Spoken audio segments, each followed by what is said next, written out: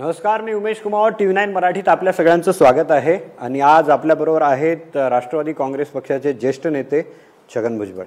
भुजबळ साहेब, तुमचं TV9 मराठीमध्ये स्वागत आहे. नमस्कार. भुजबळ साहेब, जेव्हापासून लोकसभेचा निकाल लागलेला आहे त्यानंतर सध्या सर्वात चर्चेत जर कोणी असतील तर ते आहेत छगन भुजबळ. आणि सगळ्यांचं लक्ष याकडे आहे की भुजबळांच्या मनात चाललंय काय नेमकं. मला तुमच्या प्रश्नाचा रोख कळाला नाही. याचं कारण असं आहे की लोकसभेची निवडणूक झाली, जे निवडून यायचे ते आलेत, जे पराभूत झाले ते झाले. आता त्यामध्ये माझ्यावर चर्चा करण्यासारखं काय आहे. आता जे निवडून आलेले आहेत, जे मंत्री झालेले आहेत त्यांच्यावर चर्चा करा. माझ्यावर काय चर्चा चर्चा तुमच्या तुम्हीच करतात. हां, तुम्ही चर्चा करतात. पण ठीक आहे, आता ते तुमचा तो अधिकार आहे. चर्चा तुमच्या नाराजीची आहे. नाराजी कशाबद्दल. हे पहा, मी तुम्हाला सांगतो की आज मला वाटतं 57 वर्ष जे आहेत माझी झाली असते. म्हणजे शिवसेनेला जेवढी वर्ष झाली तेवढी माझ्या राजकीय कारकिर्दीला झालेली आहे. आणि अशा रीतीचे जे आहेत ना या अडचणी, म्हणजे शिवसेनेत होतो तेव्हापासून मी पाहतोय की अडचणी येतात जातात. 1985 सालामध्ये तुम्हाला आठवत असेल की शिवसेना निवडणुकीला उभी राहिली, आमदार म्हणजे विधानसभेच्या. खूप लोक म्हणजे मनोहर जोशींपासून सगळे उमेदवार वगैरे सगळे पराभूत झाले. फक्त छगन भुजबळ एकटा निवडून आला. आणि विशेष म्हणजे त्यावेळेला मशाल चिन्ह होतं माझं. कारण त्यावेळेला शिवसेनेला कायमस्वरूपी सगळ्यांना एक चिन्ह असं काही वाटप झालेलं नव्हतं. ज्याला पाहिजे ते चिन्ह कोणी घेतलं होतं. कोणी ढाल तलवार पण होती, तलवार पण होती, मशाल होती. मी मशाल घेतली होती. योगायोग म्हणजे ती आता तेव्हापासून मी पाहिलं ठीक आहे, बाळासाहेबांनी सगळ्यांना धीर दिला. ठीक आहे, म्हणजे आपण आपलं काम केलं, लढलो, काय निवडून आलो नाही आलो, आपलं काम करत राहायचं आहे, कोणी नाराज व्हायचं नाही. तेव्हापासून मी पाहत आलो की अनेक वेळेला बाळासाहेब ठाकरे यांच्यावर अनेक वेळेला जे आहे संकट पण आली, पण ते डगमगले नाही. अगदी 90च्या निवडणुकीला म्हणजे आम्हाला असं वाटलं होतं की शिवसेना BJP त्यावेळेस पहिलं अलायन्स, पहिली युती शिवसेना BJPची त्यावेळेस झाली. आणि त्याच्यामध्ये समोरून जसं प्रमोद महाजन, शिवणकर वगैरे, भागवत वगैरे इतर लोक होते. शिवसेनेच्या बाजूने मी, मनोहर जोशी, सुधीर जोशी असे होतो. आणि आम्हाला वाटलं होतं की ते शिवसेना BJPचं राज्य येणार. पण मला वाटतं 93-94वरच आमचं थांबलं. पण परत बाळासाहेबांचा तो आवेश मी या महाराष्ट्राच्या विधानसभेवर भगवा फडकवणार म्हणजे फडकवणारच. ही जी हा जो दुर्दम्य आशावाद असतो ना, त्याच्यावर जे आहे लोक पुढे जातात, पक्ष पुढे जातात, कार्यकर्ते पुढे जातात. इथे पवारसाहेबांबरोबर काम करत असताना सुद्धा अनुभव आला ना. अनेक वेळा पराभवाचे चटके पक्षाला बसले, अनेक वेळा काही अडचणी आल्या. पण पवारसाहेबसुद्धा कधी असे डगमगले नाही. परत चला कामाला सुरुवात करूया, जनतेत जाऊया. 95 सालामध्ये काँग्रेसमध्ये आम्ही सगळे होतो आणि आपण सगळं पाहिलं. पवारसाहेब होते, मी होतो काँग्रेसमध्ये. आणि काय करायचं, सरकार गेलं आमचं. तर पवारसाहेब म्हणाले की नाही, चला आता कामाला लागायचं. आणि मला आठवतं की त्यावेळेला साखर कारखान्याचे जे काय असतील ते मोळी भरण, ते कार्यक्रम वगैरे पवारसाहेब जायचं, त्यांच्यावर मी जायचो. पवारसाहेब म्हणायचे की प्रत्येक तुमचे जे आहेत एक कामगार आहेत त्यांचे जे म्हणजे घरं लहान असतील पण त्यांच्या घरातील मुलांच्या हातामध्ये तो लॅपटॉप दिसला पाहिजे मला. त्याचं शिक्षण. माझं काय म्हणणं आहे की पुन्हा कामाला लागले. मुद्दत तो आहे की पुन्हा कामाला लागले. आणि सांगितलं वसंतदादा जेव्हा पण म्हणाले होते ना एकदा, काय जेव्हा अशा अडचणी येतात तेव्हा जनतेमध्ये जा. तर जनतेमध्ये जाण्याचं काय. ज्या बाळासाहेबांबद्दल तुम्ही एवढं बोलताय त्या बाळासाहेबांना तुम्ही अटकही केली होती. असं आहे की राजकारणामध्ये ज्या भूमिकेमध्ये छगन भुजबळ असतो त्या भूमिकेत मी विरोधी पक्षात होतो. बाळासाहेबांवर टीका केली, बाळासाहेबांनी माझ्यावर टीका केली, आपण पाहिलं. नंतर माझ्यासमोर जी फाईल आली काय बाकीच्या सगळ्या फाईल क्लोज झालेल्या होत्या. आता ती फाईल पोलीस कमिशनर आणि होम डिपार्टमेंट माझ्याकडे आली किंवा याच्यामध्ये जे केस टाकणं गरजेचं आहे.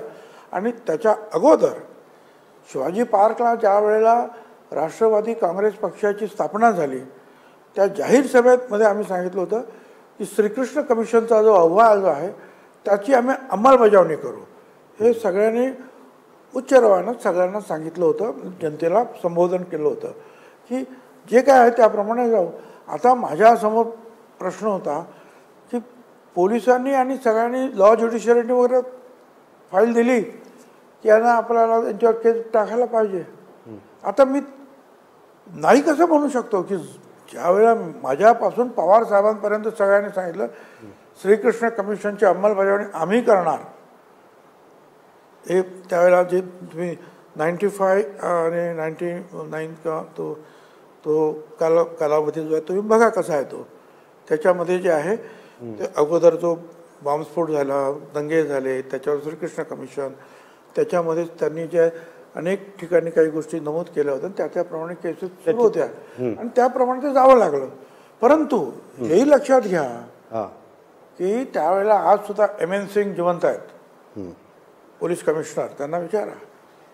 त्यांना मी सांगितलं होतं हे बघा आपल्याला त्यांना कस्टडीत ठेवायचं नाही आहे. काय त्यांना जामीन मिळेल तर देऊन टाकायचा. आणि एवढं करून जर समजा त्यांना सांगितलं की जेलमध्ये ठेवा तर मातोश्री हाच जेल आहे असं ऑर्डर काढून बाळासाहेबांना त्यांच्या घरीच ठेवायचं. कारण गृहमंत्र्याच्या अखत्यारीमध्ये एक अधिकार आहे की ते कुठल्याही जागेला तात्पुरतं जेल म्हणून घोषित करू शकतात. त्यावेळेस मी तिथे होतो मातोश्रीवर, त्यांना घेऊन गेले होते कोर्टात. कोर्टात तर नेणारच ना, कोर्टातच नेणारच. कोर्टात जर पुढे सांगितलं की जामीन किंवा सांगितलं की अरेस्ट तर पुढे काय? म्हणजे तुम्ही असं ठरवलं होतं की मातोश्री जेल म्हणून त्यांना तिथेच ठेवायचं. विचारा त्याचे पडसाद आताही मी तुम्हाला एक बाईट दाखवतो. त्याचे पडसाद आतापर्यंत उमटतात. राज ठाकरे आणि उद्धव ठाकरे काय बोलले मी तुम्हाला इथे दाखवतो, कारण की गोष्ट तेव्हाची आहे भली त्यांची, पण त्याचे पडसाद अजूनपर्यंत. तो बाईट आपण बघूया कारण मला त्याच्यावर तुमचं उत्तर हवं आहे. पहिला आणि मोठा जो धक्का बसला आम्हाला कुटुंबियांना मानसिक, तो भुजबळ साहेब आपण जेव्हा शिवसेना सोडली त्यावेळेला. एक गोष्ट आणखीन चांगली केली की तुम्ही बाळासाहेब असतानाच हे सगळं मिटवून टाकलं. पण मतभेद होते ते मिटवून टाकले, ते फार चांगलं झालं. फक्त त्यावेळेला एकच कमी राहिली, जर असती तर आणखीन बरं झालं असतं. ज्या छगन भुजबळांनी माननीय बाळासाहेबांना अटक करण्याचा प्रयत्न केला होता त्या छगन भुजबळांबरोबर तुम्ही बाहेर पडल्यावरती, भाजपवरनं फारकत घेतल्यावरती एका मंत्रिमंडळामध्ये तुम्ही मांडीला मांडी लावून बसता तेव्हा वाटत नाही की माझ्या वडिलांना अटक करायला लावणार हा माणूस ह्याच्यावर मी बसणार नाही? वाटलं नाही तेव्हा? कसला फोडाफोडीचं राजकारण सांगताय तुम्ही? तुम्हाला काय वाटतं याच्याविषयी? हे खरं आहे की त्यानंतर बाळासाहेबांनी ते रमाबाई आंबेडकर नगरमध्ये बाबासाहेब आंबेडकरांच्या पुतळ्याची विटंबना झाली होती आणि त्यावेळेला फायरिंग झाली आणि मला 10-11 लोक तिथे ठार झाले होते. त्याच्यावर माझ्या विरुद्ध जे आहे एक ॲफिडेव्हिटसुद्धा केलं की भुजबळांनी ते करायला लावलं असेल म्हणून. त्यावर गुंडेवार कमिशन, हायकोर्टाचे जस्टिस त्यांची नेमणूक झाली, चौकशी आयोग बसला आणि त्याच्यामध्ये सिद्ध झालं की छगन भुजबळांचा याच्यामध्ये काही संबंध नाही. परंतु ज्यावेळेला आरोप केले गेले आणि एक खोटं एक ॲफिडेव्हिट माझ्याविरुद्ध केलं गेलं त्यावेळेला सामनामध्ये छापून आलं होतं असं प्रश्नचिन्ह वगैरे नाही. हाच तो नराधम ज्याने बाबासाहेब आंबेडकरांच्या पुतळ्याची विटंबना केली. आता हायकोर्टाचे जस्टिस म्हणतात की यांचा काहीही संबंध नाही आणि वर्तमानपत्र सामनाचा मथळा हा आहे. त्याच्यामुळे सरळच ती केस जी आहे डिफेमेशनची अवमानकारक जी केस होती त्यामुळे मी ती केस फाईल केली आणि ती केस चालली आणि त्याच्यामध्ये तुम्हाला कल्पना आहे जर तुम्ही प्रश्नचिन्ह वगैरे जर काय टाकलं तर त्याचा अर्थ वेगळा आणि सरळ सोट लिहिलं तर त्याचा अर्थ वेगळा. आणि मग शेवटला जी चालली आणि आता अगदी आता संपणार, आता आलं आता त्याच्या जजमेंटवर. त्यावेळेला सुभाष देसाई आणि काही लोक माझ्याकडे आले आणि त्यांनी सांगितलं, मी मंत्री होतो आणि त्यांनी सांगितलं की बाळासाहेब वय झालं आहे, आजारी आहेत, अमुक आहेत, तमुक आहेत. मी म्हटलं तर पुढे जास्त बोलू नका, तारीख कधी आहे तेवढं मला सांग. मी आणि त्याने मला सांग ही तारीख आहे. त्या तारखेला मी त्या शेवटीच्या कोर्टात उभा राहिलो हात जोडून, आणि ते जज जे बसलेले होते तिथे न्यायमूर्ती, त्यांना सांगितलं मी हात जोडून विनंती करतो की मला ही केस मागे घ्यायची आहे. 5 मिनटं त्याच्यावर चर्चा झाली. ते म्हणतात अहो सगळी केस संपलेली आहे, तुम्हाला कळतं का तुम्ही काय म्हणता ते, ह्या केसचा निकाल काय तुम्हाला माहिती आहे का, आणि आता तुम्ही म्हणताय की मागे काय चाललं आहे काय. मी म्हटलं साहेब मला माफ करा, मी परत हात जोडून सांगतो मला ही केस मागे घ्यायची आहे. 5 मिनटं मी त्यांच्याबरोबर मी विनंती करत राहिलो, आणि नंतर मग त्यांनी जी ती केस मागे घ्यायला परवानगी दिली. त्यावेळेला कोर्टामध्ये हजर होते उद्धवजी ठाकरे, आणि मग त्यांनी जे आहे ते मला सांगितलं चहाला चला घरी, साहेबांनी बोलव. मी म्हटलं नंतर येतो. 8 दिवसामध्ये साहेबांचा फोन आला की सगळ्यांना घेऊन ये. सगळं मग समीर, माझी पत्नी, पंकज, त्यांच्या मिसेस, त्यांची मुलं, त्यांना सगळ्यांना घेऊन आम्ही मातोश्रीवर गेलो. अजून 3-4 तास बाळासाहेबांना मोकळ्या गप्पा, जणू काहीच झालं नाही. जेवण खावण वगैरे, मुलांबरोबर खेळणं सगळं झालं. आणि तेव्हापासून जे आहे हा संघर्ष आमचा मिटला. त्याच्या अगोदर तर खूप मोठा संघर्ष चालू होता, पण विरोधी पक्ष होतो, माझं काम होतं, मी ते केलं. माझ्यापुढे फाईल आली, माझ्यापुढे दुसरा मार्ग नव्हता, पण मी त्याच्यात मार्ग काढून ठेवला होता. जर असंच काय झालं तर काय करायचं. माझं आता म्हणणं असं आहे की माझ्याबद्दल तुम्ही जेव्हा बोलता तेव्हा मी त्या दिवशी पण बोललो की राज ठाकरे जे आहेत ते लहान असताना शाळेतून जर आले नाहीत लवकर तर राजा अजून कसा नाही आला, अरे राजा अजून कसं नाही आला. हे पती पत्नी बाळासाहेब ठाकरे आणि मासाहेब जेवत नव्हत्या. रक्ताचं तुमचं नातं आहे. आमचे तर मतभेद झाले मंडल आयोगावरून किंवा कशावरून. तुमचं काय, तुमचे मतभेद कशावर झाले, का झाले तुमचे मतभेद. आणि ते मतभेद झाले तरी तुम्ही हे लक्षात घ्यायचं होतं की शिवसेना ही बाळासाहेब ठाकरेंचीच आहे. त्यावेळेला सुद्धा असं दुसरं काही नव्हतंच ना. मग तुम्ही बाजूला पडण्याचं कारण काय, काय मागणी होती तुमची, सांगा ना लोकांना. तुमचे मतभेद काय होते सांगा लोकांना. आणि मतभेद जरी असले एका घरातले तरी ते सांभाळून घ्यायला नको. आणि ते बाळासाहेब असताना त्यांना किती दुःख झालं असेल की ज्याला मी लहानपणापासून सांभाळत आलो त्याच्यासाठी मी जेवतसुद्धा नव्हतो, त्याने असं करावं. राज ठाकरेंनी मनसे काढून चूक केली असं तुमचं म्हणणं आहे. राज ठाकरेंनी मनसे काढून चूक केली असं तुम्ही म्हणताय. मनसे काढून शिवसेना सोडून. हां. आणि मग त्याच्यानंतर त्यांनी साहजिकच मग एकमेकावर टीका टिप्पणी झाली ना. शिवसेना आणि राज ठाकरे यांच्यात झाली की नाही, त्याची काय गरज होती. बाळासाहेबांनी काय सांगितलं तर हे नाही बाबा तू हे का काम कर, ऐकायचं होतं ना. हे दोन्ही भावांनी एकत्र राहायला ना. मला आठवतं 10-12 वर्ष झाली होती मी त्यांची कोणाशी बोललो नव्हतो. पण आमचे वसंतराव चव्हाण खासदार ते अचानक वारले मुंबईला, आणि त्यांचं बॉडी घेऊन मी चाललो होतो पुण्याला. माझ्यावर RR पाटील होते. आणि त्याच वेळेला मला आठवतं की रेल्वेच्या डब्यामध्ये बॉम्बस्फोट झाले होते. त्यामुळे ते अर्ध्यावर उतरले आणि ते म्हणाले मला जावं लागेल मुंबईला. ते परत गेले. मी पुढे जात असताना मी दोघांनाही फोन लावले, राज ठाकरेंना सुद्धा, उद्धव ठाकरेंना सुद्धा. आणि मी म्हटलं बाबा मी तुम्हाला 12 वर्ष तुमच्याशी काय 10 का 12 वर्ष झाले असेल तर शिवसेना सोडून मी तुमच्याशी बोललो नाही. पण माझी एक विनंती तुम्हाला आहे की 7-8 दिवस तुम्ही काहीच बोलू नका. 5-6 दिवस तरी तुम्ही काही बोलू नका. त्याला उद्धवजींना सांगितलं आणि राजनाथ सुद्धा तुम्ही सुद्धा काही बोलू नका. काय असं की हा राग लोभ जो आहे जास्त म्हणजे द्वेष वगैरे जो आहे तो कधी कधी वेळ गेला 2-4-5 दिवस झाले की मग तो डोक्यातून कधी कधी कमी होतो. लोक परत पुनर्विचार करतात. म्हणून म्हटलं माझं दुसरं काय, मग काय करायचं करा, पण 7-8 दिवस काय बोलायचं नाही कोणी. आणि त्याप्रमाणे ते वागले. परंतु शेवटी दुर्दैवाने जे आहे किंवा अडचणीत काही निर्माण झाले आणि राज ठाकरे बाहेर पडले. त्यांनी स्वतःची मनसे काढली. ठीक आहे, तो पुढचा इतिहास आहे. ठीक आहे. मी आत्ताच्या याच्यावर येतो. कालचं तुमचं एक स्टेटमेंट होतं, म्हणजे आजचंच आहे मला वाटतं, अपमान झाला. अपमान झाला तुम्ही बोलले ना, अपमान. मी ह्युमिलेट झालो नाशिकच्या प्रकरणावरून. मी आत्ताच्या याच्यावर येतो की अपमान झाला. तर जर एखादा मोठा नेता असं बोलतो की मला ह्युमिलेट केलं, माझा अपमान झाला, तर भुजबळ साहेब त्याचा अर्थ असा होतो की काहीतरी झालंय जे तुमच्या मनाला टोचलंय. मला सांगा की अनेक लोक जे आहेत काम करतात त्यांना पक्षानं तिकीट दिलं नाही तर त्यांना वाईट वाटणं स्वाभाविक आहे, वाईट वाटतं. आता मी खरं म्हणजे तिकीट मागितलं नव्हतं लोकसभेचं,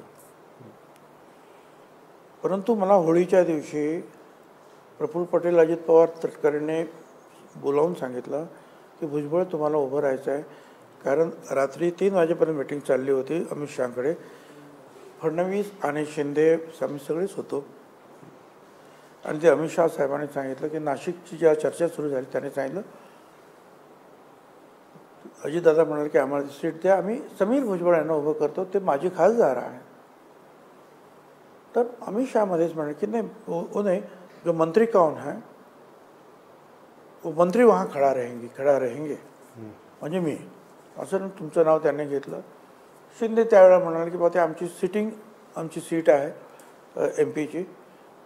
ते म्हणाले कोण आहे, ते म्हणाले गोडसे. ठीक आहे, त्यांना माझ्याकडे पाठवा, मी त्यांना समजवतो. आता म्हणजे एवढं सगळं झाल्यानंतर आम्ही पुढे गेलो आणि मीटिंग संपली. तर आता तुम्हाला उभं राहायचं आहे. मला म्हटलं मी 24 तास द्या, समीर पण माझ्याबरोबर होते. दुसऱ्या दिवशी गेलो, म्हटलं मी मागितलं नाही तिकीट, तुम्ही मला एकदम उभं राहा. पण मग कायच करू काय, आम्ही काय करायचं, त्यांनी सांगितले तुम्हाला ऐकायचं. म्हटलं ठीक आहे जातो. बाहेर आल्यावर मी देवेंद्र फडणवीसांना फोन केला आणि त्याला मुद्दाम उलटं बोललो की आपण समीर भाऊला जरा तिकीट द्या ना आमचं नाशिकचं. तेवढं नाही हो, अमित भाई म्हणाले की तुम्हीच उभं राहायचं आहे, तुम्हाला उभं राहायचं आहे. ठीक आहे. बावनकुळे भेटले, ते बोलले मोदी साहेबांचं त्यांचं ठरलं होतं की तुम्हाला जिथं उभं करायचं म्हणून ते बोलत होते. मी त्या मीटिंगमध्ये होते, बावनकुळे म्हणाले. हे असं सगळं झाल्यानंतर मी मग कामाला लागलो आणि इथं आल्यानंतर सुदैवानं काय की इथे मला तेव्हा तोपर्यंत म्हणजे एक 4-5 घटक आहेत मतदारांचे किंवा जनतेमध्ये. एक अल्पसंख्याक मुस्लिम आणि ते आहेत, एक दलित आहेत, आदिवासी आहेत, मराठा आहेत, OBC आहेत, असे वेगवेगळे घटक आहेत. सुदैवाने काय की ह्या सगळ्या घटक जे आहेत तोपर्यंत म्हणजे मी नाशिकला ताबडतोब आम्ही आलो आणि सगळे घटक मला येऊन भेटले की आम्ही तुमच्याबरोबर आहोत. म्हणजे एक तर मुस्लिमांचं काही काम असलं तर येतात माझ्याकडे इथे. आपण काय पाहिलं माझं कार्यालय, इथे अधिकारी बसलेले असतात, काम चालू असतं. दलितांच्या बाबतीमध्ये सुद्धा आपण मग येवल्याची मुक्तीभूमीचं जवळजवळ 50 कोटी रुपयाचं काम आपण केलं. नुकतंच जे आहे नॉर्वे वगैरे तिकडचे सगळे भंते महोदय आलेत आणि त्यांनी त्याचं उद्घाटन केलं. बोधिवृक्ष जे आहे त्याचा कार्यक्रम आपण घेतला इथे नाशिकमध्ये. अशा रीतीनं आणि फुले शाहू आंबेडकरांच्या रस्त्यावर आपण जात असताना दलितसुद्धा, दलित बांधव माझ्याबरोबर जुडलेले आहेत. आदिवासी समाज तर मागच्या निवडणुकांमध्ये सुद्धा माझ्याबरोबर चालला, तिथे मला त्यांनी नेहमीच जास्त मतं दिलेली आहेत, लीड दिलेलं आहे. मराठा समाजाचे लोक आले, त्यांनी सांगितलं आम्ही तुम्हाला विकासासाठी मतदान करणार, कारण हा मुंबई नाशिक रस्ता असेल, हा एवढा मोठा फ्लायओव्हर ब्रिज असेल, बोट क्लब असेल, एअरपोर्ट असेल, फ्युनिक्युलर ट्रॉली तुम्ही केलेली आहे त्याच सप्तशृंगी गडावर, देशातले एकमेव व्यक्ती आहेत. गंगा जे आम्ही गंगा म्हणतो ना, म्हणजे गोदावरी नदीचं जे आहे तिथे घाट वगैरे, आणखी त्याची अनेक कामं, मंदिरं वगैरे सगळे तुम्ही एवढी कामं केलीत.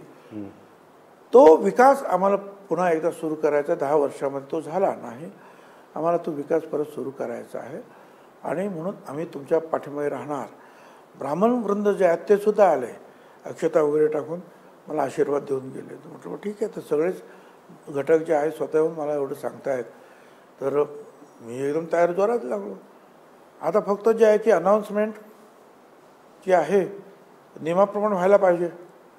त्याप्रमाणे त्यांच्या वाटाघाटी सुरू झाल्या. पहिल्या आठवड्यामध्ये काही नावं जाहीर झाली, माझं नाव नाही आलं. म्हटलं ठीक आहे, गडकरींचं पण नाव पहिल्यांदा नाही आलं, नंतर आलं, आपलं पण नंतर येईल. दुसऱ्या आठवड्यामध्ये दुसरी यादी जाहीर झाली युतीची, नाव नाही. तिसऱ्या आठवड्यामध्ये परत नाव नाही. आता उमेदवारांची जे आहे बहुतेक जे आहेत निवड संपतच आले, 2-4च राहिलेले आहेत. आणि मग ते दीपक केसरकर आणि ते दोघं त्यांनी प्रेस कॉन्फरन्स म्हटलं आता शेवट आहे. त्यांनी एकच नाव जाहीर केलं, नारायणराव राणे. मग म्हटलं ठीक, बस दॅट्स ऑल, आता जे आहे इनफ इज इनफ नाव. आणि मग मी जाहीर केलं की जर मला तुम्ही सांगितलं, मी कामाला लागलो आणि माझं नाव सगळ्यात पहिल्यांदा ठरलेलं आहे दिल्लीतूनच. तर मग असा महिना महिना मी वाट पाहणं आणि नियमानुसार अधिकारवाणीने मी जाऊ सुद्धा शकत नाही की मी उभा आहे काय म्हणून काम सुद्धा करू शकत नाही. आतल्या आत जे आहेत जे नेते आहेत किंवा स्थानिक नेते यांच्यावर चर्चा आहे, लोकांवर चर्चा सुरू आहे. समोरचे जे काय आहेत उमेदवार 1 महिन्यापासून काम सुरू आहे त्यांचं. आणि माझ्यासाठी तुम्ही अडलेला आहात, जाहीर करत नाही. म्हटलं ठीक आहे, तुमच्या अडचणी मी समजू शकतो. तुम्ही दुसरं कोणाचं नाव द्या तर ताबडतोब द्या, कारण आता फार वेळ झालेला आहे. त्यानंतर सुद्धा 12 दिवस झाले. तुम्ही बोलले ह्युमिलेट, अपमान केला. हां, त्याच्यानंतर तुम्ही जेव्हा आलात तुमच्याकडे म्हणून की मग ठीक आहे, मला असं वाटलं स्वाभाविक आहे दुखणं, किंवा तुम्ही माझ्यासारख्या एका म्हणजे आता जवळ 40 वर्ष मला त्या विधानसभेत झालेली आहे. अशा ग्रस्ताला तुम्हीच सांगता कामाला लागा ताबडतोब, आणि तुम्ही माझं नाव जाहीर करत नाही. सगळ्या जगाची नावं जाहीर झालेली आहेत. तर माझ्या मनाला दुःख होणं, मला ते अपमानास्पद, ज्याला इंग्रजीमध्ये ह्युमिलेशन आपण म्हणतो, काय अशा प्रकारचं जे आहे वाटणं स्वाभाविक आहे की माझं ह्युमिलेशन केलं कोणी? ठीक आहे, कोणी ज्यांनी केलं असेल त्यांनी केलं असेल, काही अडचणी असतील त्यांच्या, काय म्हणजे असं असू शकतं. कोणी अजून त्याच्यावर भाष्य केलं नाही, असं असू शकतं की बाबा भुजबळानं उभं केलं, भुजबळानं उभं केलं तर हे केवळ अजितदादाचे उमेदवार नसणार आहेत, ते महायुतीचे उमेदवार असणार आहेत. आणि मग महायुतीचे उमेदवार म्हणून जर भुजबळ असतील तर मराठा समाजाची मतं इतरत्र तुमच्या युतीच्या विरुद्ध जातील, असा काहीतरी प्रचार किंवा कोणी समज करून घेतला असेल. मला त्याची ऑथेंटिकरित्या माहीत नाही, पण जे ऐकतो तसं असं वाटतंय मला. तो असू शकतं, नाही असं नाही. कारण ज्या पद्धतीनं ओबीसी आणि मराठा वाद सुरू आहे त्याच्यावर आमची भाषणं चालू आहेत, ते पाहणं शक्य आहेत. त्यामुळे म्हटलं ठीक आहे, करा काय जे करायचं ते. नाही, पण आता तुम्ही बोलता की भारतीय जनता पक्षाकडून फडणवीसांनी तुम्हाला सांगितलं की तुम्हाला उभं राहायचंय, बरोबर आहे? एवढंच नाही, एवढंच नाही. मला बावनकुळेंनी सांगितलं की मोदी साहेबांनी आणि अमित शहा साहेबांनी ठरवलं, पण तेवढं नाही. मला मुख्यमंत्री शिंदे साहेबांचा फोन आला आणि त्यांनी सांगितलं भुजबळ साहेब शिरूरला माळी समाज खूप आहे. म्हटलं हो आहे, म्हणजे अमोल कॉलेज इथून निवडून आले. असं काय आपलं करता येईल का, तुम्ही तिथे उभे राहाल का? म्हणजे याचा अर्थ स्पष्ट आहे की तुम्ही नाशिकची जागा आग्रह धरू नका, जरी ठरलं असलं तरी. म्हणजे ते इन अ वे ते परत कन्फर्म झालं. साहेब, त्याचा अर्थ असा निघतो की भाजपकडून तुमच्या नावाला क्लिअर होता. भाजप आणि तिन्ही लोक होते ना, तिन्ही लोक त्या मीटिंग मध्ये. अजितदादा ग्रुप होता, फडणवीस ग्रुप होता आणि शिंदे साहेब पण होते. जर बीजेपीने तुमचं नाव क्लिअर केलं तर इथे जी उमेदवारी जाहीर होते कोणाची, ती तुमच्याच पक्षाच्या लेटर पॅडवर जाहीर होणार आहे ना. राष्ट्रवादी काँग्रेस पक्षाच्या याच्यावरच भुजबळांचं नाव येईल. ती बीजेपी जाहीर नाही करणार, तर तुमच्या पक्षाच्या लेटर पॅडवरच तुमचेच लोक जाहीर करणार. अजित पवार जाहीर करणार, सुनील तटकरे जाहीर करणार, कोणी दोन्ही तरी. मग जर तुम्ही बोलता तिकडून क्लिअरन्स होता तर मग इथे कुठे अडलं? म्हणजे तिथे डिक्लेअर का नाही झालं? सर्वसाधारणपणे कार्यपद्धती जर बघितली यावेळेला तर तिन्ही पक्षाचे लोक पहिल्या मीटिंगमध्ये सुद्धा जरा श्रेष्ठ नेते, दुसऱ्या मीटिंगमध्ये सुद्धा, अगदी चौथ्या मीटिंगमध्ये सुद्धा दीपक केसरकर यांनी जेव्हा प्रेस कॉन्फरन्स घेतलं तेव्हा आमच्याकडे अनिल भाई दास वगैरे आणि काँग्रेसकडून कोण आपलं शिंदे आणि फडणवीस साहेबांकडून दुसरं कोणतरी हे लोक होते. म्हणजे तिघांनी एकत्र येऊन जाहीर करायचं नाव. माझा सरळ प्रश्न आहे भुजबळ साहेब की तिकीट जर फायनल झालं बीजेपीकडून तुमचं, तुम्ही सगळं सांगितलं आता, तर मग ते डिक्लेअर का नाही झालं? म्हणजे डिक्लेअर तर पक्षाकडून होईल ना. माझं नाही ना, डिक्लेरेशन जे आहे मी मगाशी सांगितलं की जी पद्धती त्यांची आपण पाहिलीत 3-4 आठवड्यामध्ये, तर तिन्ही आमच्या युतीतले तिन्ही घटक एकत्र येऊन नावं जाहीर करत होते. तर मला असं वाटतं की ते करतील. म्हणून आता एक प्रेस झाली, दुसरी प्रेस झाली. तुम्हाला नाव नाही घ्यायचं की तुमचा अपमान नेमका कुणी केला, तो तर पक्ष कळतंय, अपमान पक्षाकडून झाला. म्हणजे मला एवढं क्लिअर आहे एकदम. मला स्वतःला माझं ह्युमिलेशन झाल्यासारखं वाटलं, तुम्हाला मी सांगितलं आहे ते आहे. हो, त्याच्यामध्ये काय नाही, ते कुणालाही वाटेल. तुम्हाला सुद्धा सांगितलं उद्या की तुम्हाला ह्या तुमच्या TV 9ला डायरेक्टर म्हणून आता तुमची नेमणूक होते आहे काय, आणि 1 महिना चर्चा झाली आणि शेवटला सांगितलं काय नाही आहे तिथं बसा, तुम्हाला वाटणार नाही की अरे माझं नाव कशाला घेतलं नाही. तुम्ही हिंट देता पण नाव नाही घेत आहेत. तुम्ही हिंट देता पण पक्षाचं नाव नाही. तुम्हाला माहित आहे की पक्षाकडूनच आपली नाही, त्यांच्यावर काहीतरी असेल ना, काहीतरी कंपल्शन झालं असेल ना, इतरांबरोबर काम करायचं आहे काय. 3 पक्ष आहेत, एकीकडे मुख्यमंत्री आहेत, दुसरीकडे बिग ब्रदर आहेत आमचा युतीतला, BJP आहे. हे शेवटी जे आहे ते तिघं मिळूनच काही ठरलं असेल ना. ठीक आहे, आता आम्ही ते झालं. चला ते पुढचं ते गेला आता नाशिकचं गेलं, संपला. राज्यसभेचं काय, तेही तुम्हाला नाही मिळालं. नाही, आता राज्यसभेचं जे आहे तर मला असं आहे की मी मागितली होती सीट, हे खरं आहे, मी मागितली होती. आणि मला स्वतःलाही असं वाटतं, खरं सांगायचं की ज्यावेळेला मी माघार घेतली लोकसभेला त्याच वेळेला कदाचित माझ्या पक्षातर्फे अशी घोषणा होईल की तुम्ही वाईट वाटून घेण्याचं कारण नाही, कार्यकर्त्यांनी आम्ही भुजबळांना राज्यसभेवर पाठवणार आहोत. कारण त्यावेळेला ती प्रफुल्ल पटेल यांची जागा खालीच होती. आणि खरं सांगायचं तर ती 6 वर्षाची जागा होती त्यावेळेला प्रफुल्ल पटेलला आम्ही जेव्हा निवड केली त्यावेळेला मी इच्छुक होतो त्यावेळेला, पण मी कोणाला बोललो नाही. म्हटलं ज्यावेळेला येईल तेव्हा आपण बोलू. पण प्रफुल्ल पटेल म्हणाले की माझ्यावरती ते काय ते डिस्क्वालिफिकेशनची केस वगैरे वगैरे ते सगळ्यातून मुक्त व्हायचं असेल तर तिथून राजीनामा दिला पाहिजे. म्हटलं ठीक आहे, मग तुम्ही घ्या. मग 4 वर्ष म्हणत, म्हटलं 4 वर्षाचं आहे ते आपण जाऊ. तर मला असं वाटलं नंतर लोकसभेचं आलं, म्हटलं ठीक आहे तर लोकसभा लढू. मग आता लोकसभेतून माघार घ्यायचं झालं तर मला वाटलं की ते आता जाईल किंवा तुम्हाला ही जागा देऊ. नाही झालं, म्हटलं वेळ येईल तेव्हा होईल. म्हणून ज्यावेळेला वेळ आली त्यावेळेला मी सुद्धा सांगितलं आमच्या पक्षातील नेत्यांना की मला राज्यसभेवर जायचं आहे. मी ती कारणंसुद्धा सांगितली की मला आता विधानसभेत 40 वर्ष झालेली आहेत आणि अनेक वेळा मंत्रिपद राहिलं. आता माझं वयसुद्धा तसं पुढं होतं, कधी जाणार मी ते संसदमध्ये. म्हणजे या संसदेत अनेक लोक ज्यांना मी शाखाप्रमुखसुद्धा केलेले आहेत, मी ते तिकडे निवडून अनेक वेळा गेले आणि मंत्रीसुद्धा झाले. तर मला असं वाटलं माझ्याबरोबर काम करत असलेले मनोहर जोशी तर तिकडे अध्यक्ष होऊन गेले, जे लोकसभा अध्यक्ष झाले. मलाही वाटलं की बाबा आपणही गेलं पाहिजे आता. आणि अनेकांनी जे तुमच्यासारख्या मित्रांनी सांगितलं की साहेब आता इथे किती दिवस, आता या इथे फार पुढच्या पिढी या सगळ्या आलेल्या आहेत विधानसभेत, आता तुम्ही गेलेलं परत इकडं. म्हणून मी इच्छा प्रगट केली होती. परंतु ज्या वेळेला परवाच्या दिवशी मिटिंग झाली आणि ज्याची ती काय कोअर कमिटी म्हणा त्याच्यावर डिस्कशन झालं. डिस्कशनच्या वेळेला अजितदादा बाहेर गेलं काय, आणि ते डिस्कशन नेहमी उद्या शेवटची तारीख आणि आदल्या दिवशी संध्याकाळी चर्चा त्याची सुरू झाली. तर मी सांगितलं मग ठीक आहे, मी तर मागितलं. पण मग सगळ्यांनी जे एक एक करून हळूहळू सुनेत्राताईंचं नाव पुढे आलं. काय असेल आमच्या पक्षाची कंपल्शन असतील, काही अडचणी असतील, पण सगळ्यांनी सांगितलं की यावेळेला आपल्याला हे करावं लागेल. इथे पुन्हा तुमचं ह्युमिलेशन झालं असं वाटतं? ह्युमिलेशन नाही झालं. त्यावेळेला काय माझं नाव जाहीर झालं नव्हतं, माझी इच्छा होती.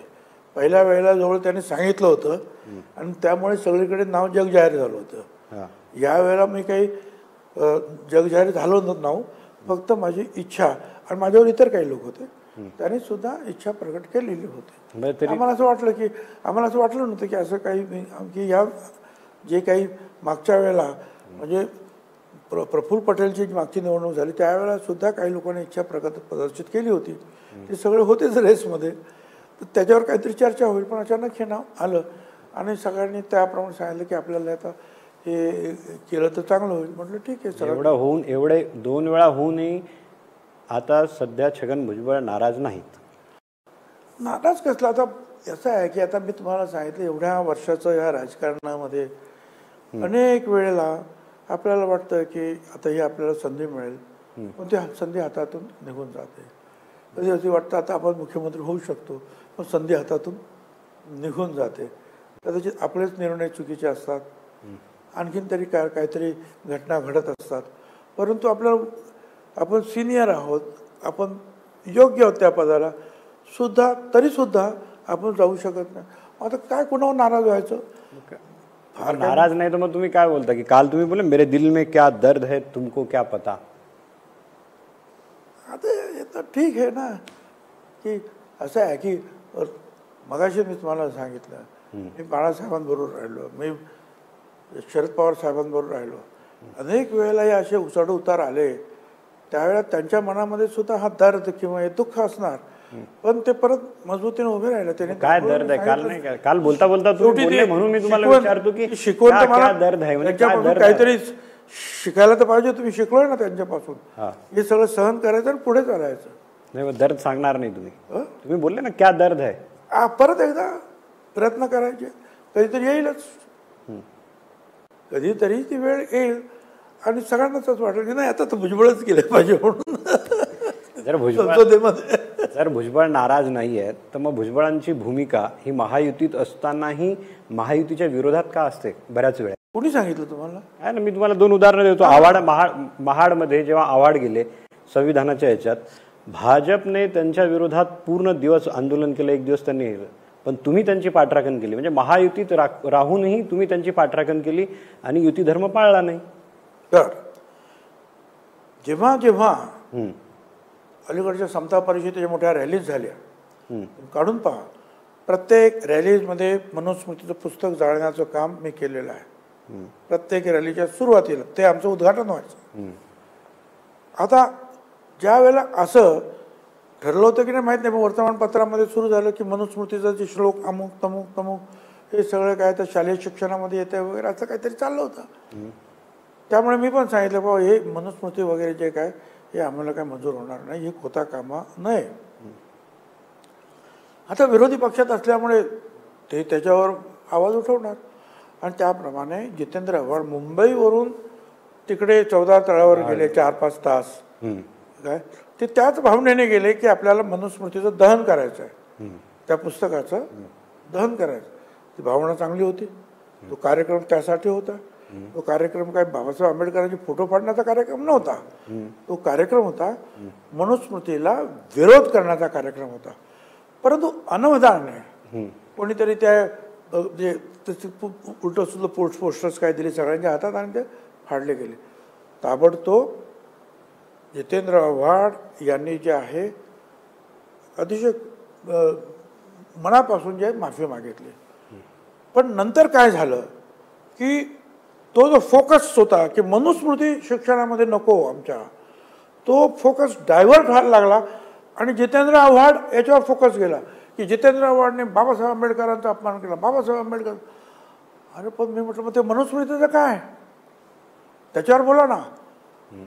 आणि ठीक आहे, बाबासाहेब आंबेडकरांच्या बद्दल एवढा आदर आपल्याला जो आहे तो बाबासाहेब आंबेडकरांबद्दल एवढा आदर तुम्हाला आहे, स्वाभाविक असणार, म्हणून तुम्हाला दुःख होत आहे म्हणून तुम्ही जितेंद्र आव्हाडवर बोलता, बोला. पण ते कधी ज्या बाबासाहेब आंबेडकरांनी मनुस्मृती जाळली, तिचा धिक्कार केला, तसं तुम्ही अगोदर करा आणि मग त्या जितेंद्र आव्हाडला काय आणखीन बोलायचं ते बोला असं म्हणालो. फोकस कशामुळे डायव्हर्ट झाला? ते फोकस हे ना म्हणजे आंदोलनामुळे झाला. फोकस आंदोलनामुळे डायव्हर्ट झालं. आंदोलन झालं बरोबर. आंदोलन बीजेपीने केली. आंदोलन बीजेपीने. मी फुले शाहू आंबेडकरांच्या रस्त्यावर चालणारा आहे, मनुस्मृती आणि अशा काही ज्या गोष्टी असतील ते पक्षाच्या पलीकडे जाऊन मी त्या गोष्टीकडे पाहत असतो. नाही म्हणजे नाही, माझ्या काहीही कारवाई झाली कुठलीही, मला त्याची पर्वा नाही. बीजेपीने चूक केली, पर्वा नाही. मनुस्मृतीच्या बाबतीमध्ये इतर कुठल्याही गोष्टीची माझ्याकडे जे आहे मी तमा बाळगणार नाही. आव्हाडांच्या विरोधात आंदोलन करून बीजेपीने चूक केली काय? नाही, चूक नाही केली. तुम्ही पाठराखण केली म्हणून मी विचारतो. चूक नाही म्हणा, मी चूक नाही म्हणालो. तुम्ही फोकस त्याचा हेतू लक्षात घ्या. त्याचा हेतू जो आहे हा मनुस्मृती जाळण्यासाठी तो 4 तास गेलेला बोलले ना, फोकस शिफ्ट झाला. त्याच्यामुळे फोकस शिफ्ट झालं. फोकस शिफ्ट कशामुळे? फोकस शिफ्ट काही लोकांनी केला. कोणी केला? तो असा की बाबासाहेब आंबेडकरांचं जे आहे अपमान झाला, त्यांनी माफी मागितली, ते चुकून झालेलं आहे आणि मूळ जो कार्यक्रम आहे तो कार्यक्रम राहिला बाजूला आणि आता फक्त जितेंद्र आव्हाडावर तुम्ही टीका करता. मी तुम्हाला नंतर पुढे मी हे सांगितलं, बरं ठीक आहे, जितेंद्र आव्हाड काय झोडायचं ते झोडा, पण अगोदर त्या मनुस्मृतीचा धिक्कार तर करा. ते करणार नाही तुम्ही, आणि बाबासाहेब आंबेडकरांबद्दल तुम्हाला प्रेम आहे, मग करा ना ते, आणि मग त्याला काय बोलायचं ते बोला. ठीक आहे, म्हणजे महायुतीच्या विरोधातली ही भूमिका आहे तुमची. मला वाटतं उत्तर दिलेलं आहे. तर ठीक आहे, दुसरा सांगतो ना, उद्धव ठाकरेंची तुम्ही होर्डिंगच्या प्रकरणात बाजू घेतली, जेव्हा ते आरोपीचा फोटो त्यांच्या बरोबर होता त्यावेळेसही बीजेपीचा विरोध होता, त्यावेळेसही महायुतीच्या विरोधात तुमची भूमिका होती. मला सांगा, आता मग एक सांगा, हा, आता ते एवढं मोठं ते होर्डिंग कोसळलं आणि किती 14 का किती माणसाचे ठार झाले. मी नाशिकमध्येच होतो आणि मी बाहेर मुंबईला चाललो होतो. ती मंडळी सगळी रस्त्यातच आली आणि मला विचारलं की बा ते होर्डिंग कोसळलं, एवढे लोक त्याच्या खाली ठार झाले आणि असं लोक जे काही लोक बोलत आहेत की उद्धव ठाकरे बरोबर त्याचा फोटो आहे. मी त्यांना म्हणजे माझं स्पॉन्टेनियस उत्तर जे आहे ताबडतोब की उद्धव ठाकरेचा काय संबंध, जर सरकार आमचं आहे, महानगरपालिका आमच्याच ताब्यात आहे, आता ती निवडणूक न झाल्यामुळे, तर उद्धव ठाकरेचा कसा काय संबंध येतो. तर त्यामुळे त्यांचा फोटो त्याच्याबरोबर आहे. अरे म्हटलं, मागे अडवाणी साहेबांबरोबर कोणाचे फोटो होते, आमच्याबरोबर कुणी येतो फोटो काढतो. आता आम्हाला काय माहिती आमचा तो खरा कार्यकर्ता आहे, खोटा कार्यकर्ता आहे, ओळखत नसतो तरी सुद्धा साहेब करून फोटो काढतात, चालताना फोटो काढतात. त्यांची बाजू घेतली ना, बाजू म्हणजे काय सत्य आहे. आता या वयामध्ये मी काही कोणावर आरोप करावे अशी अपेक्षा करू नका तुम्ही. नाही, मी ते नाही बोलत, ती महायुतीच्या विरोधाची भूमिका होती. जे कोणी करत असतील ते उद्धव ठाकरेचा संबंध, काय संबंध त्यांचा, नाही ते नाही. काय आपला कोण चूक झाली असेल ना, त्याला पकडा, त्याला सजा करा, फासाला द्या त्याला. पण उगीच काहीतरी परत ही भूमिका त्याच्यात राजकारण आणण्याची गरज नाही. ही भूमिका महायुतीच्या विरोधातली नाही, म्हणजे युती धर्माची तुमची काय नाही. हे पहा की मी जे खरं आहे त्याची बाजू घेतलेली आहे. आणि काय लोक विश्वास ठेवणार की उद्धव ठाकरे म्हणे तो होर्डिंग पडलं याच्यावर लोक विश्वास ठेवणार, कसे ठेवतील. जे मी बोलतो तेच लोक बोलणार. अरे तुमचंच सरकार, तुमचंच कॉर्पोरेशन. तुम्ही हेही बोलले की उद्धव ठाकरे आणि पवारांविषयी सहानुभूती आहे. बरोबर आहे. काय असं आहे की एवढ्या वर्षाच्या अभ्यासानंतर आणि राजकारणानंतर राजकारण कुठच्या बाजूला झुकत आहे, कोणाला सहानुभूती मिळते आहे, त्या सहानुभूतीचा मतपेटीमध्ये परिवर्तन होणार की नाही, काय याचा थोडाफार तर अभ्यास झालेला असतो की नाही. आणि म्हणून मी जेव्हा पाहिलं की पवारसाहेब आणि उद्धव ठाकरे यांचे बहुतांश सगळे आमदार तर आमच्याकडे सगळे आलेले आहेत, कार्यकर्ते पण आमच्याकडे आलेले आहेत. मग यांच्या सभा एवढ्या मोठ्या होतात कशा नाही. मग एवढ्या मोठ्या संख्येने लोक त्यांच्याकडे जातात कसे, स्पॉन्टेनियस त्यांना दाद देतात, याचा अर्थ कुठेतरी त्यांना सहानुभूती मिळते आहे असं मला वाटतं. असं माझं ते पहिलं स्टेटमेंट होतं. काय आणि पुढे मी हे पण म्हटलं होतं, आता या सहानुभूतीचं परिवर्तन मतपेटीत कितपत होईल हे काही सांगता येणार नाही, कारण प्रत्येक वेळेला सहानुभूती ही मतपेटीमध्ये उतरते असंही नाही. असं फडणवीस तर बोलले होते की सहानुभूतीचा नॅरेटिव्ह काही लोक म्हणजे विरोधक तयार करतात. इव्हन मोदीजी बोलले होते की त्यांच्याकडून सहानुभूती नाही, त्यांच्याकडे राग आहे. ही भूमिका तुमची बीजेपीच्या विरोधातली. बाकी दुसऱ्यांच्या भूमिका काय आहेत, काय सगळ्यांच्या गोष्टी मला काय माहीत नसतात. पण मला जे कोणी प्रश्न तुम्ही अचानक जे विचारता त्याच्यातून मला जे सुचतं त्याच्यावर मी माझं उत्तर देतो. आणि या वयामध्ये एक तर मी तुम्हाला सांगेन की बा चला पुढचा प्रश्न मान्य मला उत्तर द्यायचं. पण मी जे मला मनाला पटत नाही ते मी कसं काय सांग. चला ठीक आहे, तुम्ही बोलता त्यांना तुम्हाला असं वाटलं की त्यांना सहानुभूती आहे, गर्दी होते आहे. आणि आता शेवटी तुम्हाला निवडणुकीच्या आता मग काय शेवटी निकाल लागल्यानंतर दिसले की नाही काय. मग त्यातून जे आहे जेव्हा बोललो त्याच वेळेला आपण सगळ्यांनी जे आहे सावध होऊन काय आणखी जोरात काम करणं ह्या अपेक्षित आहे. की बा हे थोडीशी अडचणीच होत आहे बरं का. काय एकदम आपण ते एकदम आता बाजूला पडले, साईड लाईन झाले असं समजू नका. ते मैदानामध्ये आहेत, आपल्याला काम करायला पाहिजे. यासाठी लोकांना कार्यकर्त्यांना जागृत करायचं असतं. काय आता एवढ्या वर्षानंतर हे नाही केलं तर कसं काय होतं. त्यांना जर सहानुभूती आहे तर तुम्हाला कधी असं वाटतं की तुमचा निर्णय चुकला इकडे येण्याचा? ते तुम्हाला वाटत असेल, मला नाही वाटलं, कारण मी जे काय बोललो ते मतपेटीने दाखवून दिलं. नाही एवढं सगळं म्हणजे तुमची लोक जर हा विचार करतात, जर छगन भुजबळ नाराज, तुम्ही बोलता नाराज नाही, लोकांना वाटतं नाराज आहे, तुम्हाला डावलल्या गेलं, तुमच्या काही भूमिका त्यांच्या विरोधातही असतात, म्हणजे एक असं तयार होतं ना परसेप्शन की लोकांना वाटतं की भुजबळ साहेब कुठेतरी एक दरवाजा उघडा ठेवतात पवार गटाकडे जाण्याचा किंवा बाहेर जाण्याचा. असं तुम्हाला वाटतं, असा तुमचा प्रचार आहे. परंतु या सगळ्यामध्ये मी नेहमी सत्याची बाजू घेत आलेलो आहे. जे मला वाटतं खरं आहे, हे चाललेलं असं ते मी खरं आहे ते बोलत असतो, मी तो बोललेला आहो. आणि मला वाटलं की मला या प्रश्नाचं उत्तर अवघड आहे काय, मनाच्या विरुद्ध तुम्ही सांगतो सुद्धा की बाबा या प्रश्नाचं मला उत्तर नाही द्यायचं आहे. कधी तर हे असं काहीही नाही. ना माझी खिडकी उघडी आहे, ना माझा दरवाजा उघडा आहे, ना कोणी माझ्यासाठी काय रेड कार्पेट टाकलेलं आहे, काही नाही. भुजबळ साहेब पवारांबरोबर आपल्याला वस्तुस्थिती काय आहे हा हे लक्षात घेऊन पुढची पावलं टाकायची. त्याच्यापासून काहीतरी आपल्याला धडा घ्यायचा आहे आमच्या पक्षाला, आमच्या युतीला, सगळ्यांना. आणि पुढे आपल्या ज्या काही त्रुटी असतील त्या दूर करून जे आहे पुढच्या निवडणुकीला सामोरं जायचं आहे. भुजबळ साहेब शरद पवारांबरोबर जाणार, दादांबरोबरच राहतील. मी आहे त्या पक्षात, युतीबरोबर राहणार. ठीक आहे. आता युतीबद्दल आहे तर मला एक तुम्हाला ना एक आव्हाडांचा बाईट दाखवायचा आहे, कारण की आता तुम्ही बोललात युतीबरोबर राहणार. मी आता युतीबद्दल ऐकलं तर हा एक बाईट ऐकून घ्या, मग त्याच्यावर मी तुम्हाला त्या पुढचा प्रश्न विचारतो. मला वाटतं हा अजितदादांना साईडलाईन करण्याचा कट आहे. त्यांनी पूर्वीपासून भाजपचे कार्यकर्ते म्हणूनच काम केलं आहे. आणि माझं तर पहिल्यापासूनच हे म्हणणं की ते भाजपचे कार्यकर्ते म्हणूनच काम करतात. बरोबर निवडक लोकांविरुद्ध ते उतरतात, बरोबर निवडक प्रतिक्रिया देतात, ज्याच्यात काही लोकांना त्याच्यावर त्याचा ते भोगावं लागेल आणि काही लोक त्याच्यातनं वाचतील, अशी भूमिका एखाद्या समाजसेवकाने कधीही घेऊ नये. त्याची भूमिका ही समसमान असली पाहिजे. माझ्यासमोर कोणीही मोठा नाही, कोणीही छोटा नाही.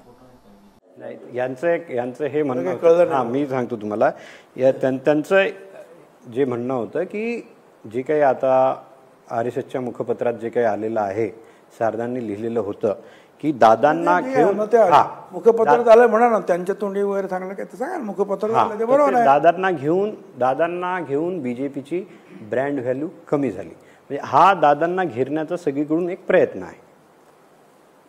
असं आहे की मला माहिती प्रयत्न सगळी बाजूने त्यांना घेरण्याचा आहे की नाही मला माहिती नाही, पण त्याचं उत्तर मी काल परवा दिलेलं आहे मीडियामध्ये. असं आहे की आम्हाला सीट मिळाल्या किती, 2 सीट मिळाल्या, रायगड आणि बारामती, बरोबर. आता ती तिसरी शिरूर आहे, ते पण शिंदे साहेबांकडून आयात करावी लागली. ती BJPकडून लातूरची आयात झाली आणि परभणीची आहे ती आमचे धनगर समाजाचे नेते त्यांना द्यावे लागले. इन 2 जागा, आम्ही काय 48 जागावर लढलो का? आमचा काय परिणाम कुठे होणार अजितदादा गटाचा? नंबर 1. नंबर 2 की आज जो थोडासा सेटबॅक बसला महायुतीच्या माध्यमातून BJPला सुद्धा, तो फक्त महाराष्ट्रातच बसला का? UPमध्ये सुद्धा बसला. UPमध्ये अजितदादा आहेत का? नाही. त्यामुळे माझं असं, बरं UPमध्ये नाही, अनेक दुसऱ्या राज्यामध्ये सुद्धा बसला की जिथे 100% तिथे काही प्रमाणामध्ये पिछेहाट झाली. आणि त्याची कारणं काही असू शकतील, त्या कारणाचा अभ्यास सगळी तज्ज्ञ मंडळी करतील. परंतु हा सगळा जो आहे देशातीलच, म्हणजे महाराष्ट्रावर जवळजवळ देशातीलच त्याच्यावर परिणाम झाला आणि म्हणून BJP मागे हटली अजितदादांमुळे, तर हे बोलणं जे आहे ते पटण्यासारखं नाही. त्यावर काँग्रेसचे सतेज पाटील बोलले की पराभवाचं खापर हे दादांवर फोडण्याचा प्रयत्न आहे. ठीक आहे. असं आहे की यशाचे बाप सगळे असतात आपण म्हणतो, पराभवाला कोणी जबाबदार नसतो. पराभव कोणाला तरी एकाला टार्गेट करतात, त्याप्रमाणे करायचा प्रयत्न असेल, परंतु दादा टार्गेट होणार नाहीत. दादा प्रामाणिक आहेत, प्रामाणिकपणाने ते काम करत आहेत. एक आहे की आता ज्या निवडणुका झाल्या त्याच्यात जी आकडेवारी आली, त्यात आकडेवारीत असंही आलं की जे काही राष्ट्रवादी काँग्रेसचे जेवढे आमदार होते 42 वगैरे, त्याच्यापैकी जवळपास 25 जागी महाविकास आघाडीचा लीड आहे आणि महायुतीची पिछेहाट आहे. तर याच्यावरून त्यांनी सारडांनीही ते लिहिलं होतं की जी दादांची मतं आहेत ती भाजपला ट्रान्सफर नाही झाली, म्हणजे महायुतीत ते झालेलं नाही. तर महायुतीत अजितदादांचा पक्ष हा अनफिट आहे का? मला सांगा, जिथे जिथे BJPचे आमदार आहे हां, तिथे अभ्यास केला तुम्ही? तिथे सुद्धा सगळ्या ठिकाणी BJPच्या आमदाराने जे आमदाराला लीड मिळालं ते लीड मिळालं असतं तर आज BJPची सुद्धा पिछेहाट झालीच नसते ना. पण तिथे जी पिछेहाट झाली तर त्या ठिकाणी त्या आमदारांच्या BJPच्या आमदारांच्या मतदारसंघामध्ये सुद्धा पिछेहाट झालेली आहे. त्यामुळे ते एकाच पक्षाला चिटकवणं आणि तेवढंच अभ्यास पुढे करणं हे बरोबर नाही. याला आता सगळ्या हे जे काही महाराष्ट्रात एवढं घडलं त्याचं ॲनालिसिस करताना तुम्ही कसं करता की मराठा जे आहेत त्यांच्यामुळे प्रॉब्लेम झाला की दलित मुस्लिम मराठा एकत्र याच्यामुळे प्रॉब्लेम झाला? असं आहे की मी त्या अगोदरपासून सांगतो, एक तर मुसलमान समाज जो आहे, मुस्लिम समाज अल्पसंख्याक, तो युतीपासून दूर गेलाच होता जवळपास 100%. एक उदाहरण तुम्हाला देतो. धुळे मतदारसंघामध्ये 6 विधानसभा मतदारसंघामध्ये युतीचा उमेदवार 6पैकी 5 मध्ये युतीचा उमेदवार फार पुढे आहे. एकच मतदारसंघ मालेगाव, त्याच्यामध्ये महाविकास आघाडीच्या उमेदवार शोभाताई यांना 1,96,000 काहीतरी मतं पडली आणि समोरच्या युतीच्या उमेदवाराला 4,000 मतं पडली. बरोबर. आता तो एवढ्या जवळजवळ 2 लाखांनी पुढे गेला एकाच मतदारसंघात. आणि दुसऱ्या 5 मतदारसंघामधला जो गॅप होता, खड्डा होता, तो त्यांनी भरून काढला. म्हणजे मुस्लिम हे विरोधात होते, हे बरोबर. त्यानंतर मी पिंपळा गावच्या मोदी साहेबांच्या सभेत सुद्धा सांगितलं, 405 हा जो आपण नारा लावला त्याचा प्रचार विरोधी पक्षाने असा केला की संविधान बदलणार आहे म्हणून यांना 400 पेक्षा जास्त लोक पाहिजे आहेत. त्याच्यामुळे दलित आणि त्याच्याबरोबर आदिवासी हे सुद्धा थोडेसे घाबरल्यासारखे किंवा खरोखर त्यांना संविधान बदलायचं असेल तर ते होता कामा नये. ते घटक सुद्धा मराठा आंदोलनाचा फटका नाही बसला? हां, ठीक आहे. विरोधात गेलो. मराठा आंदोलनाचं पाहिलं. मराठा आंदोलन हे साधारणपणे ह्या 2-3 जिल्ह्यामध्ये म्हणजे प्रकर्षण आहे ते मराठवाड्यामध्ये आहे. विदर्भामध्ये त्याचं काही तुम्हाला जाणवलं? मराठा असं काही फार मोठ्या रॅलीज झाल्या किंवा त्याच्या विरोधात रॅली झाल्या. मग विदर्भामध्ये सुद्धा जिथे 10 खासदार होते तिथे 3च खासदार निवडून आले युतीचे. मग तो परिणाम कसला आहे? तर हा परिणाम काही ठिकाणी झाला, पण तो 2-4 जिल्ह्याच्या बाहेर काही झाला किंवा मतदार लोकसभेच्या मतदारसंघाच्या बाहेर झाला असं मला वाटत नाही. आणि जर तसं जर असतं तर आणखीन सांगतो, अमोल कोल्हे का निवडून आले? सगळे जर मराठा सगळे आहे, मग सगळे ते मराठा मतं गेली की माणसं पडतात. अमोल कोल्हे आले ना निवडून. तर हा काही मतदारसंघामध्ये विशिष्ट त्याचा परिणाम जाणवला. आणि त्याचे जे अजूनही काहीतरी तक्रारी सुरू आहेत, आंदोलनं सुरू आहेत, उपोषणं सुरू आहेत, चालू आहे. तरी जरांगेंचं जे चालू आहे आता, जरांगे बोलतात की जर सरकारने मागण्या मान्य नाही केल्या तर ते 288 जागी उमेदवार उभे करतील. लोकशाही आहे. तुम्हाला उद्या वाटलं तुम्ही सुद्धा उभे करू शकतात, कोणी उभे करू राहू शकतात.